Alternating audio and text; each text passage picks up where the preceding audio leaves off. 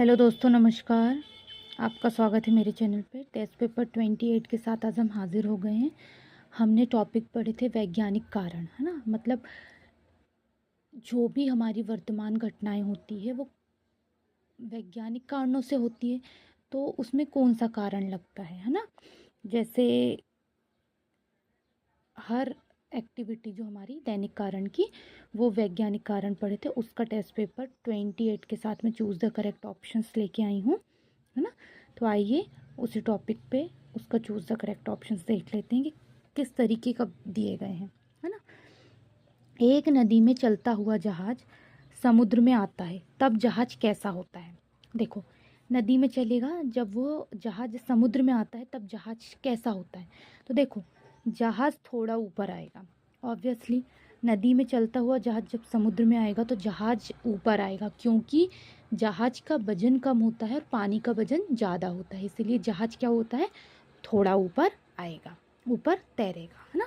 तो option number B is correct answer.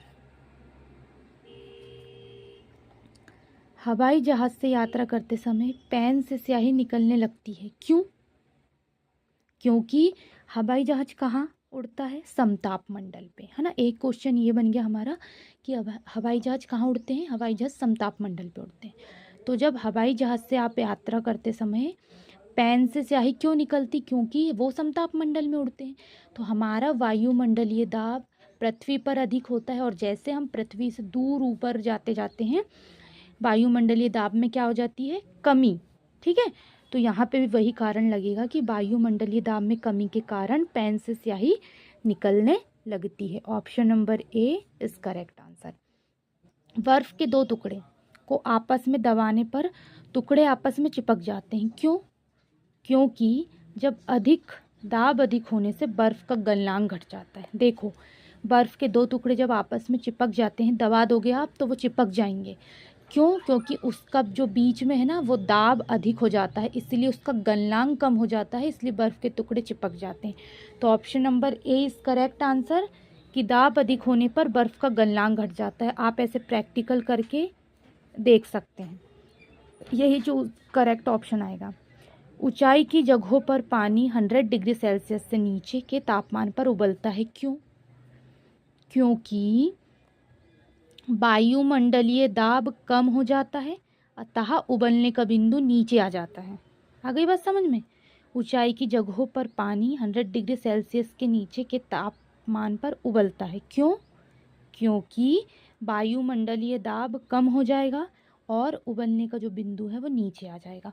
तो option number A is correct answer. Pressure cooker में सब्जियां जल्दी पकाई जा सकती है, क्योंकि दाब बढ़ जाने से क्वथनांक बढ़ जाता है। आप जब प्रेशर कुकर में सब्जियां रखते हैं तो उसका दाब बढ़ता है ना, तो क्वथनांक बढ़ जाता है, तो चीज़ें जल्दी से उबलने लगती है। जो चीज़ें नॉर्मल 5 मिनट में बनेगी वो प्रेशर कुकर में 2 मिनट में तैयार हो जाएगी। इसीलिए दाब अधिक होने से, बढ़ जाने से क्वथनांक बढ़ जाता है। तो option number B is correct answer. Hydrogen से भरा रबर का गुब्बारा वायु से ऊपर जाकर फट जाता है, क्यों। क्योंकि वायुमंडलीय दाब घट जाता है। देखो, हाइड्रोजन से आप भरा हुआ रबर का गुब्बारा लोगे, उसमें हाइड्रोजन भरोगे, है ना, लेकिन वो ऊपर जाएगा तो क्या होता है, वो फट जाता है। देखो, हाइड्रोजन गैस क्या होती है, हल्की, तो वायुमंडल में जाके वो क्या होता है, उड़ने लगता है, तैरने लगता है ना, ऑब्वियसली। लेकिन एक समय ऐसा आता है कि वो फट जाता है, क्योंकि वायुमंडलीय दाब पृथ्वी पे अधिक होगा, तो और जो जैसे गुब्बारा रबर का ऊपर जाते जाएगा वायुमंडलीय दाब कम होता जाएगा, मतलब घट जाएगा।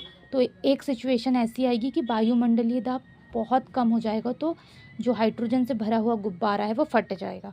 तो option number D is correct answer. लोलक घड़ियाँ गर्मियों में क्यों सुस्त हो जाती है, क्यों सुस्त हो जाती है लोलक घड़ियाँ। क्योंकि गर्मियों में लोलक घड़ी की जो लंबाई हो जाती है वो बढ़ जाती है। गर्मी के दिन लंबे, कोई ऑप्शन नहीं। कुंडली के घर्षण से कोई मतलब नहीं।